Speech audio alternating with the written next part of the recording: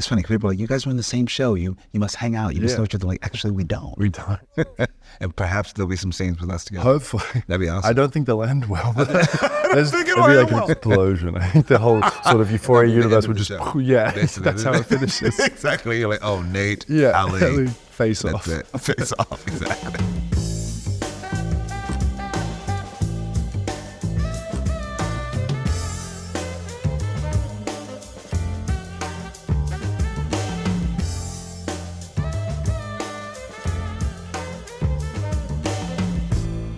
Colman?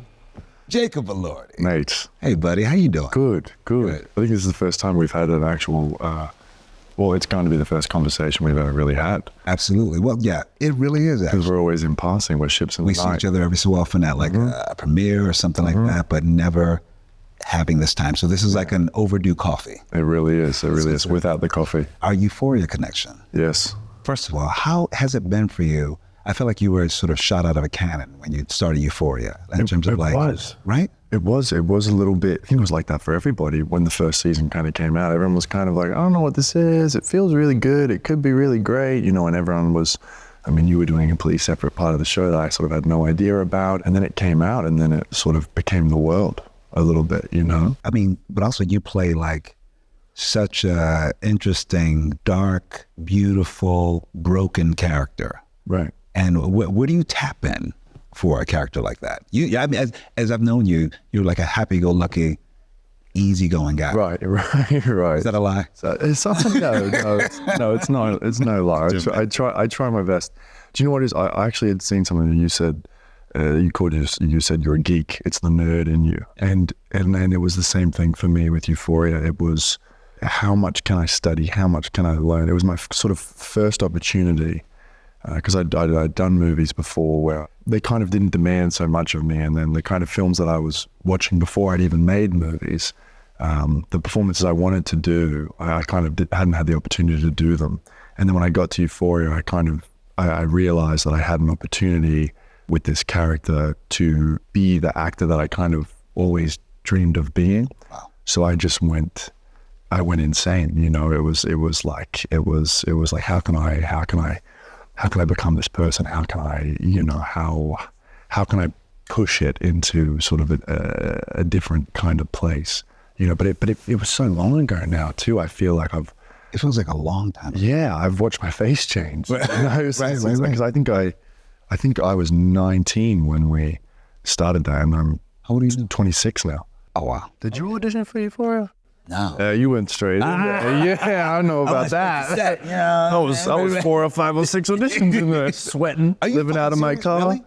Yeah, Wow. 3 or 4. Yeah, I was living in my car, and I went down. Wait, where was your car? Were you living in your car in LA? Yeah, for about a week or 2. And you had an audition for Euphoria. That was my last one before I was going home to kind of just, you know, take a debrief and see Are Mom. you kidding me? Yeah, and I went in and fudged my lines. I was like, does anybody, Jules, know who she is? Does anyone know Jules? You know, completely blew it. Are you serious? And then Sam asked me back, you know, and then read with him 2 or 3 times, and then that was kind of. You got it. How did you feel? Euphoric. Yeah. Cheesy. I love You fool. Yeah. No, I knew I was where I was sort of meant to be, you know. So Euphoria sort of changed your life. It changed my life. Yeah. It really changed my life. Yeah. Yeah.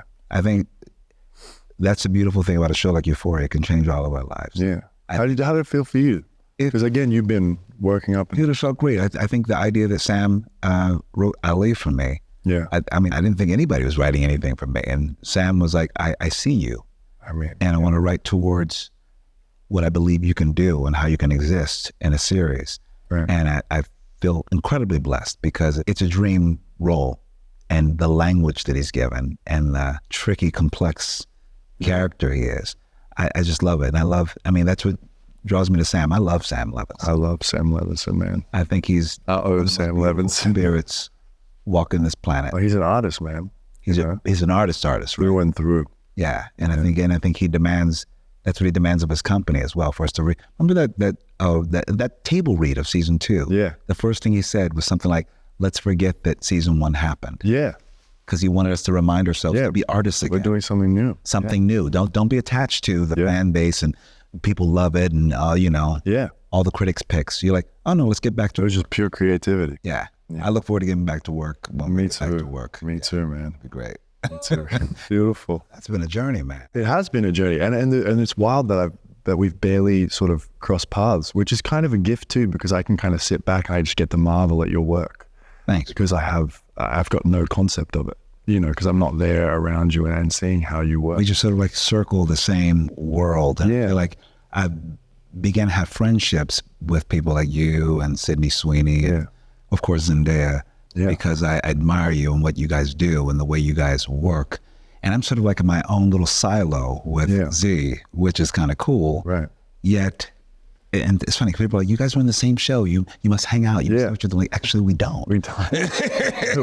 we don't. But you knew Sam Levinson beforehand. Yeah. Because you guys did Assassination Nation, but you knew him. I met him. No, I met him actually at in the basement of a premiere at Sundance. Right. And then we stood in the corner and just talked for like an hour because I think that's the nature of us. It's funny. People always think that we're the most. I think I probably give off the fact that I am outgoing. Mm-hmm. I like to talk to people, but at my best, I like to be in a corner talking to one person at a party and really getting to know them. And so we totally, Sam Levinson and I sort of fell in love that night. Because a week later, I was going back to New York, and Sam was going to be in New York, and we had such a bro date at like Soho House, and we were both very nervous. He said he threw up before because he was so nervous. Right. Because we both wanted to be each other's friends. Yes. I know that, but I have that with you, which is why I've been I have that with you too. About this conversation. Are you serious? Because Sam had he had told me about you, and he had pitched you, this severely talented, deep thespian, which is all I've ever wanted to be. That's God to me. So I was always kind of a little bit intimidated on set every time I saw you because you're about it. You're about your craft. So I'm here now. I was at home sort of last night, like doing a deep dive, doing all this research, like I was about to play you in a movie or something, because I was so nervous. I was like, I need him to understand that I care the same way he does. But I think there's an understanding in that. I think it's like a silent language or something. But that's what I see in you, to be honest. I really do see, like, as I started to do a deep dive on you and your career and the choices that you've made, and then we'll get to a couple of your films right now. I see the craftsman in you, and someone who's really crafting character and such really in a very deep, extraordinary way. I saw Priscilla and Saltburn, and I was like, very different performances and very different things that you had to do. That is not easy. I'm Felix. Oliver.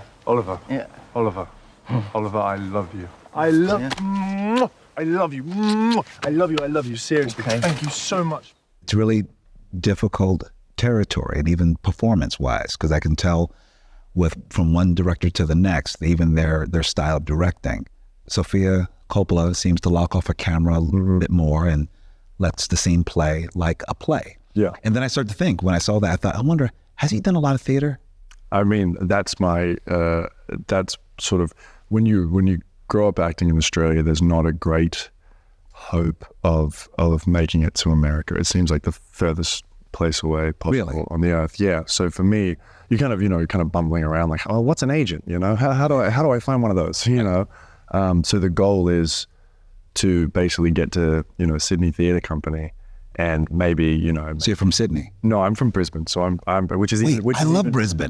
And nobody ever talks about Brisbane. That's the only place that I've been to in Australia. Really? Yeah, I went to the Brisbane Powerhouse where I did my solo show. That's where I did my first play. Are you serious? Yes, in the What? Brisbane Powerhouse. I love the Powerhouse. A play called Slammed there. It was my first play ever. So you played in there? Yes, I played. No I played at the Brisbane Powerhouse. I played. Tread the ball. But that's the only place that I've been. I was like, I've been to Brisbane, and people are like, Brisbane's like, unbelievable. They're like, Brisbane's like there's a beach town. Not so much going on there, especially, we try to have the arts, but it's no Melbourne. But I think maybe it's because Brisbane Powerhouse was such a beautiful artistic place. It is, yeah. That's where all of our kind of, sort of speaking of the theatre, that's where all my theatre classes were. It was the first place I saw True West put on. I wonder if we were there at the same time. I feel like. So what did you do there? I did a solo show called A Boy and a Soul. It was a solo show that I wrote in 2005, and I performed it, I think in 2012 2012. Right. And So you're traveling the world, writing plays in 2005 and performing them. Yeah. That's crazy. That's crazy. I do need to know about this, because that's sort of what I was looking through, because I've noticed your face kind of across things since I was a teenager, since I started devouring movies, you know. But now you have this sort of, I hate to use words like incredible moment, because we were talking about this earlier, right? About how a career can kind of be looked at as like well, if I do this kind of thing, then I'll do this kind of thing. And if I'm this kind of actor, then I'll be this kind of actor. And then maybe I'll be a leading man, and then maybe this kind of thing, you know? But your career is so unconventional. But when I look at it, it is an actor's life. Like, you are like the actor's actor. So what is that like, working so sort of diligently? And I don't want to say in the shadows, because I don't want to underplay it, but it feels like in the shadows, you just kind of cultivated your craft without a pat on the back or accolades or anything like that, you know, because I'm new to this, you know. Dude, that's exactly it. I mean, the strangest thing is for me to sit across from you knowing that I've been in the performance space longer than you've been on the planet. You know what I mean? I'm like, wow, my career has been about 33 years. Wow. You know, when I started when I was about 21 years old. I'll be 54 this month. And it really, my whole journey has always been about being a multi-hyphenate. I started out, yes, as an actor, but I was always just interrogating the work as a writer and as a director and then as a producer and how to make things. I just wanted to make things. Yeah. And I always felt like that the only way I could have some agency in this industry is to own it. And now I ask you this too. Your journey has come from, because you came to America when you were 19? 19, yeah. 19. Yeah, tail ended. First of all, I think it's seismic what's happening for you too. And you have this incredible fan base. Anyone I bring your name up to, they're just like a huge fan of yours. Right. But I love that it's for a couple of reasons though. There are all the young girls and young boys as well who are just like, oh, he's so cute, he's so handsome, he's so stylish, it's wonderful. But because you're charismatic, you're charming, you're good looking. But also, I think that they see the craftsman. I think there's something special about you and about what you're willing to learn and do and grow as a craftsman. Now that you're having sort of this moment in film and television, do you still feel like you have freedom and liberty to actually, you know, almost go the opposite of me and just go play in some sandboxes that are not so shiny? Or, you know, I feel the most free in my career that I ever have. Before I started working, I made a decision when I was 15. I read Waiting for Godot, and something happened in my brain. I was at an all-boys Catholic school. I was sort of deeply unsettled. I wasn't happy, and I didn't know why. I had this kind of burning sensation in my gut. And in theater class, I read Waiting for Godot, and I didn't understand it, you know, which I think is kind of the point. The first time you read it, you don't understand. Right. But it meant something, and something changed then. Everything that I kind of believed in, unbeknownst to me, just went out the window. You know, relationships, people, everything. And I became an observer in this kind of, I don't know how else to say it without calling it a church.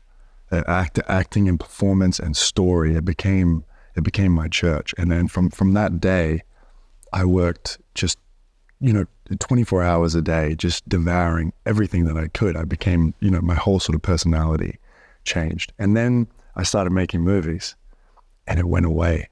I kind of lost it, and I couldn't find it. And for 2 or 3 years, I was in kind of a scramble. Even sort of during Euphoria, I was trying to catch it and find it again, because it's kind of all these rules and ideas start getting put on performance, and then you, about the product. Yeah, and you, the person, becomes the performance. Like, you know, you bring yourself to the performance. And my whole thing was about losing myself in the performance. But now I'm bringing Jacob Elordi to a performance, which was such a heady, kind of trippy thing.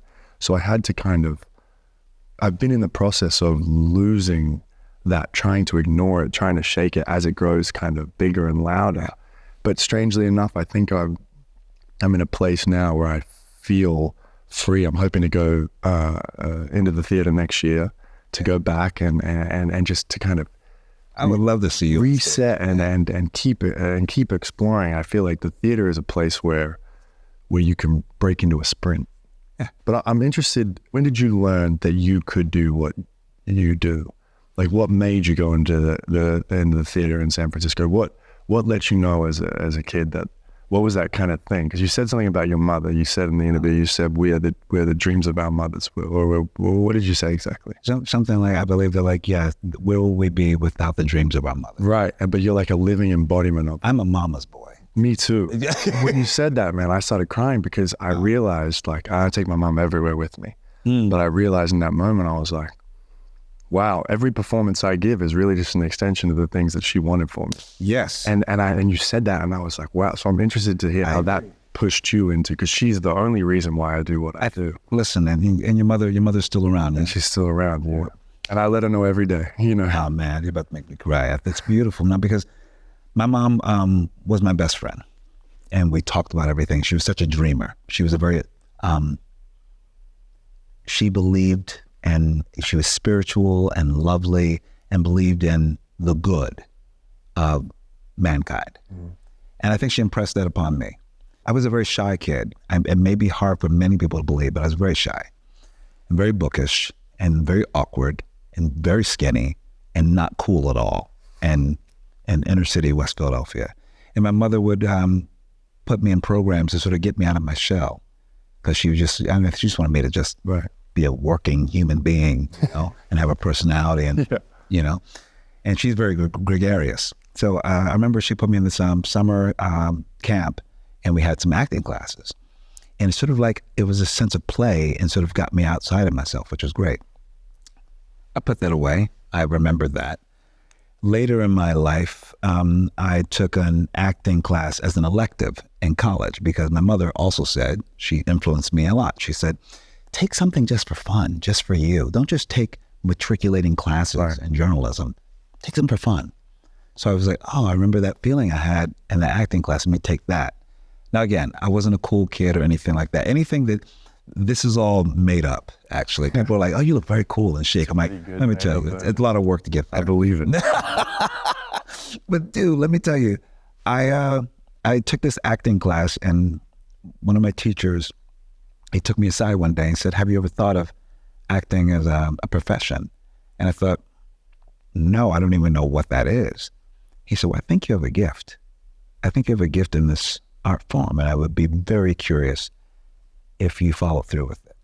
And it was the first time anyone told me that I had a gift. Wow. Which is why I love teachers, and they for them to understand their influence and how profound they can be, and they can change the course of someone's life, like this teacher did. So I started taking classes off campus from Temple University, and quietly to lay on the floor and do breathing exercises, all that stuff, filling your body with orange juice and all that.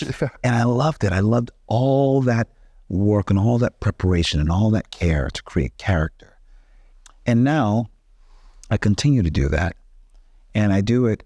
And actually, why I'm bringing back in my mother, because I do it for her. I lost my mother in 2006, and I want, as we know, when your life and your creativity, it intersects in such an extraordinary way. A lot of the work that you receive and you're given helps you work out something that you are going through in your life. When I lost my mom, I was devastated, and I had a good friend talk to me, and I said, well, what am I going to do with all this love? I knew that I was a good son, and I didn't know how to be in the world. And she said, you're going to pour it into everything you do, which is why my production company is named after my mother, which is my mother's tattoo is on me. It's a reminder of actually how to be in the world based on what you've been given from your mother. So I know that I started to create work in a different way. I think that it's even more meaningful and even more intentional. Mm-hmm. And it does matter if other people love it or respond to it, but it's more about being true to my mother, what she gave me. I'm the exact same way. You know, I've always called myself the most selfish actor alive, because whilst it is universal and you are giving something, it is whatever I'm doing, it is, I do it to satiate me. And I am an extension of her, kind of thing. So tell me about your mom. My mom is kind of the same as what you're saying. She, unconventional in the way that she would support me in doing things like do something for fun. you know, express yourself. Don't do math. Don't do science. You should do this other thing. Wait, don't do math. Yeah. Because she knows I can't count. You know, that's something about myself. I can't even do the months of the year. You know, I can't, I'm a real shocker. So maybe she just kind of realized I was a little slow at other things and that I needed to be doing something creative. But she was, she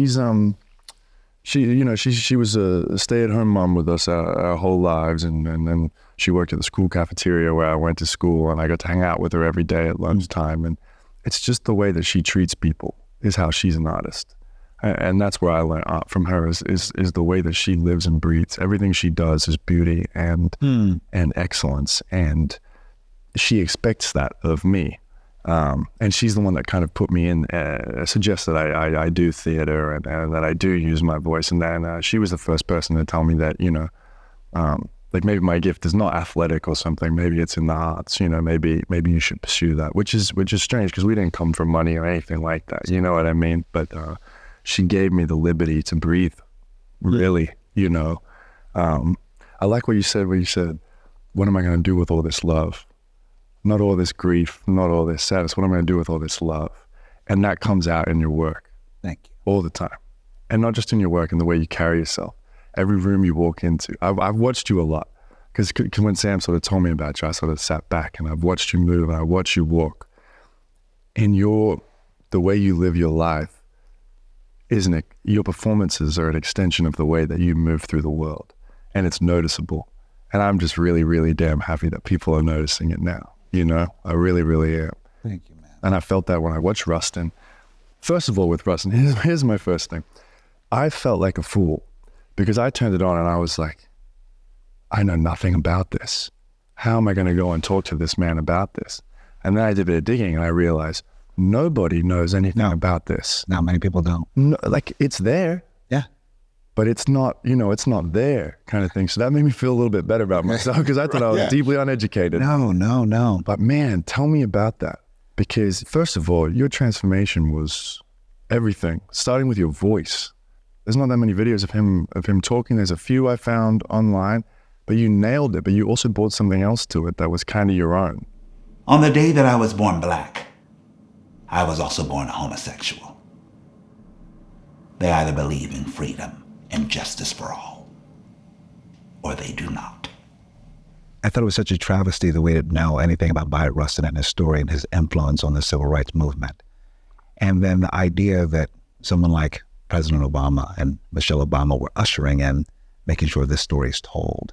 There's a great sort of weight and responsibility that you want to do all that you can to just show a living, breathing soul who is just an ordinary human being trying to do something extraordinary for all of our good. So there's a line, maybe in the last act of Rustin, that says, Dr. Anna Hedgeman says to Rustin, a story from her father, said, when she said her father would ask her every night, has she been useful today? Yeah. So I wrote that at the top of my script, and I thought, well, that must be the thing I must remind myself every single day when it comes to creating this character and being a part of this film and leading this film. And it's my first leading role in a film in my entire career. Hopefully. And I knew that I had the opportunity to sort of like, you know what I mean? To like, oh, you know, if you've been a supporting player, ensemble player, you're like, you've seen the way number ones act or respond or move through. And I thought, I think I know a way to do it. Right. And a way to do it now that I've been watching enough that makes sure that everyone feels useful. And I think, and like you're saying, it's like, I knew that the one thing I knew that I had is a lot of love and respect for this craft and what we do, and I can inspire that. Right. I did know that. I knew that I can take the charge. In the cast and the crew and everyone. Yeah, I knew that would be my responsibility. And I took it on. I said, no, the way this is going to be made is very different. And every department head, every bit of transpo, grip, best boy, they knew the set that they were walking into. And it had to be done with love and grace because I respect this figure so much. And I wanted to do all that I can to get the nuances of his body and his voice and his mind, but also his soul, that thing that you can't get from Wikipedia or research. You're like, I've got to animate with something that maybe that I can find that part in myself and marry that. You know, the voice, all the technical stuff. Sure. Someone talked about that because all the technical work that you have to do to sound like someone, but also I don't want to mimic. Yeah. So I had to, you know, his voice, Bayard's voice is maybe 3 octaves higher than mine and a bit reedier. And I would find that middle ground, which still has a bit of me You in there, yeah. as well. Because I'm like, I got to bring me Yeah. in some way, but it's Bayard fully. But I've got to Spirit of him the too, spirit. though, you know? Right. If there's an alchemy that happens after you've done all this arduous research for months and learned everything you could. And I learned to play the lute and sang in a tenor voice and, you know, Right. you know what I mean? Yeah. I'm a baritone. You do all this work and then you're like, okay, I have to trust that the divine will reside. Yeah. There's something that I'm not even aware of, that I have all of this work inside of me. Mm-hmm. And now I just have to be in the moment, listen and respond and move through this space. And I feel like that's something I witnessed with you. First of all, Elvis is iconic, right? And now you have an experience with this beautiful filmmaker, Sofia Coppola, Yeah. that is a quieter, it almost felt dreamlike Right. exploration and showed another dimension to Elvis that I think that usually you see the showman. Sure, yeah. Black hair and more eye makeup will make your eyes stand out more. It's 4 o'clock, boys. We gotta go. Barbecue's waiting. Let's go. Come on. I lived in an Elvis cave. You know, I was shooting Saltburn at the same time. I got the Wait, what? I got the roles on the same day, basically. So I was shooting Saltburn while I was prepping Elvis. So I'd shoot Saltburn in the day, and then I'd go home to my hotel, and I'd covered every inch of the wall in photos of Elvis and Priscilla. And it was kind of with the same thing in mind. If I can absorb all of this, I'm not even going to think about it. I'm just going to live in it and absorb it. And it really was this thing of like, there's no way I'm going to play Elvis Presley unless the divine comes in, unless whoever, whatever comes in, and I can do that thing, because you can learn how to dance. You can do your best to learn how to sing, and you can curry living and do these things, and you know, you can do it. It's there. It's that's all mimicking and copying and you know, and letting it get into your bones. But I realized really quickly with Elvis that there's a deep spiritual element to him. I'd read these books by Peter Gerlach, and pretty much they're kind of this big each book. And by the time I read this much of the first book, the rest was tragedy. It was just this giant tragedy, and it wasn't even on the paper, but I could feel him falling as I was prepping him. And it was like you said, it was get all those things right, you know, do the nerd thing, do the study, you know, seen everything, heard everything. And then it was trying to figure out, where's the boy in him? Like, where's the little boy? Because there was this idea, because he had a twin in the womb, and the twin passed away in childbirth. And I had this, we came up with this idea that thinking about like that Elvis had to draw sort of from the strength of his dead brother to make it into the world. He kind of took the strength of 2 boys and came into the world, and he had it all centered here, you know. And I kind of just trusted this idea that he had the kind of ghost of his brother and his mother with him the whole time. And something happened on the last day of filming when he says to Priscilla, he says, you know, maybe another time, maybe another place. And I said it, and it's an emotional scene, and I'd been sitting with it, and I hadn't really thought about it. I didn't want to get too bogged down in anything. And I just started weeping in this hotel room in Vegas. Philippe, our DP, had set up the lights so that they were like a beating heart that was slowly dying, like the Vegas lights outside the window. These red lights were just, it was his heartbeat slowly going out. And I looked at Kaylee, and I was crying, and Kaylee Spading, my co-star, and I said, they killed this boy. You know, they killed this boy. And that was the divine coming in, sort of informing whatever it was. And to this day, I won't ever be able to put words to it or explain it or say it, but it was kind of like what you were saying, trusting in the divine or whatever it was. And I am deeply spiritual, but also not at the same time. I'm very analytical. There's that part, like you're saying, there's that part of what we do. I think that you have to be open for that thing to happen and not try to press on it. Right. You know, there's something that I found in your performance. There was a vulnerability. George C. Wolfe, who's the director of Rustin, we talked about vulnerability. He said, you know, you can't act vulnerability. Right. And the circumstances have to be set up in every single way for hopefully it to happen. Right. What was one of the biggest challenges that you had when it comes to playing Elvis? I mean, the biggest thing is, after learning so much about him, I didn't want to do him the disservice of playing the king that the world had made, because I feel like that's what hurt him so much. I felt like it was my job to not play into his fame, but play him as a victim of it, and to play him as a man who was suffering. He's not like you imagine.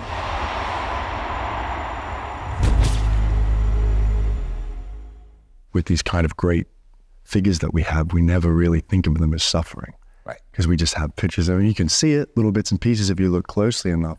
But I wanted to respect his suffering, and I wanted to respect, that's one generation away. It's really not that far away. And we say Elvis Presley, and it's sort of all fine that he died the way that he did, but it's not. A little boy died. Yeah. And the weight of that kind of sat with me the whole time. So I never wanted to get up and throw my hips around and curl my lip and snarl and be sexy. And I really wanted to try and show that it's because of the way that Priscilla sees him is as a man who's suffering. Yeah. And she loves this man who's suffering. So I just wanted to be true to that, I suppose. And did you have a chance, knowing that you were, because the wildest thing is I did Rustin and then I did Color Purple right after. Really? How long? I was prepping that At the same time? At the same time. Which They're is so different. very different. But I'm wondering, with you, were you able to let go of the process of Elvis, or did you just move whatever energy and transform that with your character in Saltburn?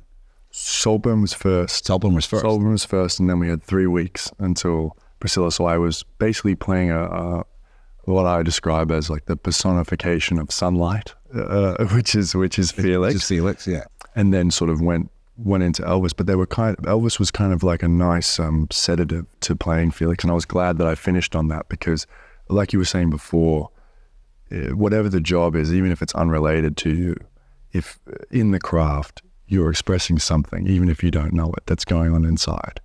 And I think playing Elvis, there were so many elements that were incredibly relatable, and I got to kind of get all of these things out while I was playing him. So we finished that by Christmas. So then by Christmas, I was kind of, Great.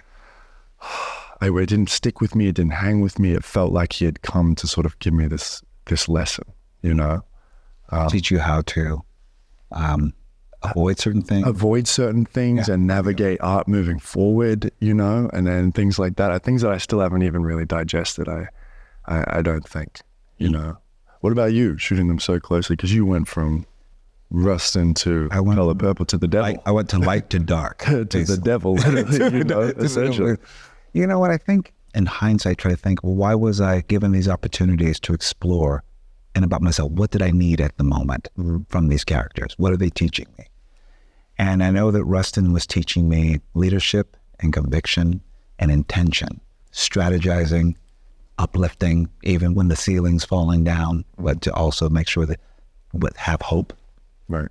And then when I moved into The Color Purple, I actually thought that I was going to be able to like lay back a little bit. I'm like, Mr. I come in and out. Yeah. Right. Yes, I come in and out and perform my function, but there's musical numbers, there's all this stuff for the women. Cool. And you're kind of, I'm just, I've served my function. They're the ones that get you. Yeah. And then, but that didn't happen actually. I had it required even more from me. Mm-hmm. I think it prepared me to do The Color Purple. I had to really do two things at once with that role, which is play the truth of my character's journey and his pain and his hurt and his abusive nature and his darkness, while also holding up these women and making sure I gave them space to go to these really terrible places. I ain't gonna let you marry my son because you in the family way. Petty guy like you can take his mind, but you can't have his money. He ain't got no money. I actually had to practice a bit more self-care, to be honest. Outside of filming? Yeah, I had to make sure that, first of all, I knew already going into it, we shot a lot of it in Georgia, and I had an apartment in Atlanta, and I said, I need light. You have to, I gotta, when we're searching for a place, I needed lots of light.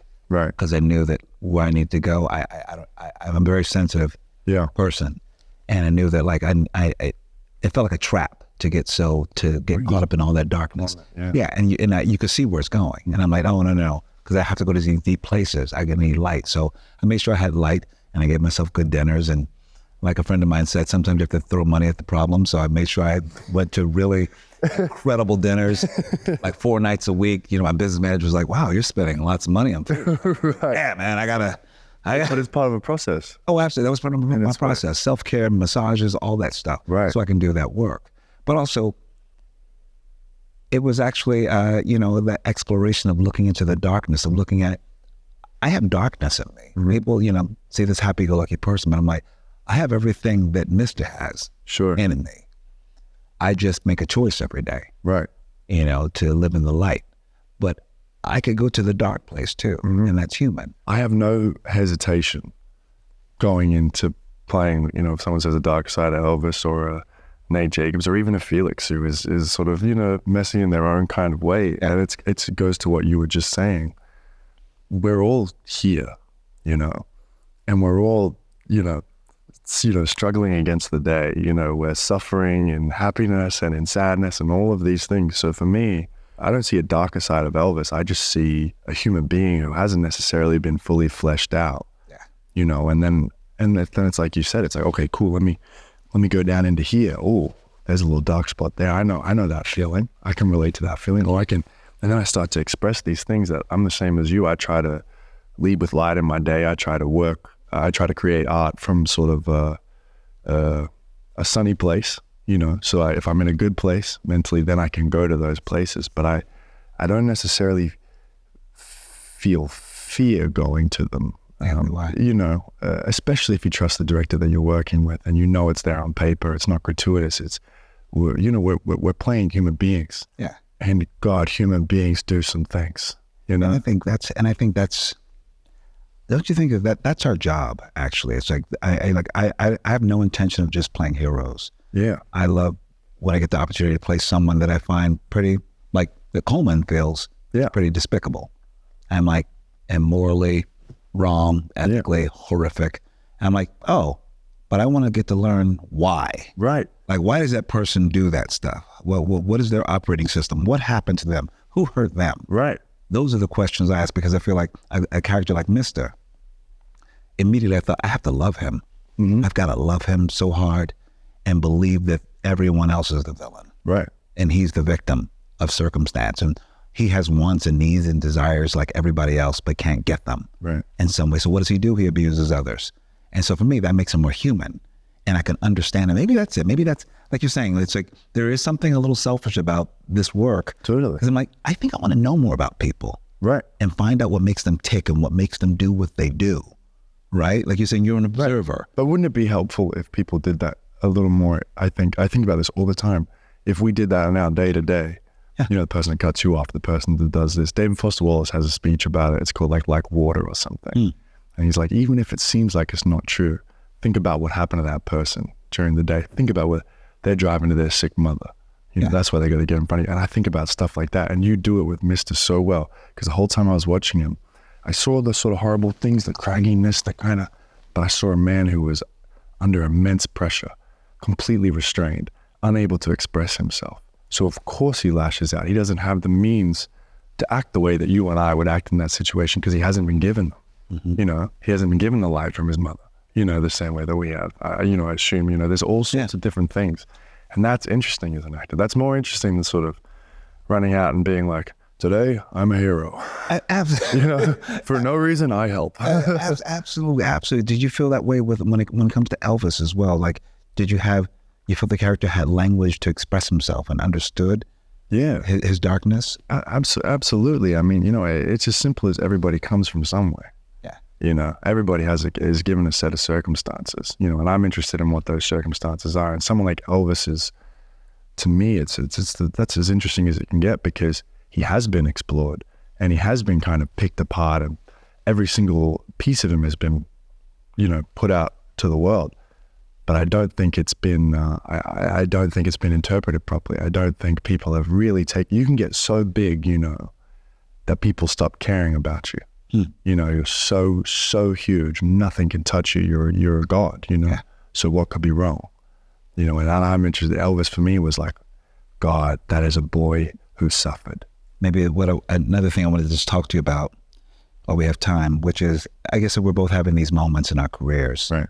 where there's a lot of amplification, a lot of lights on it. How do you remain human and connected to people? Like you're saying, you don't want to be in a tower.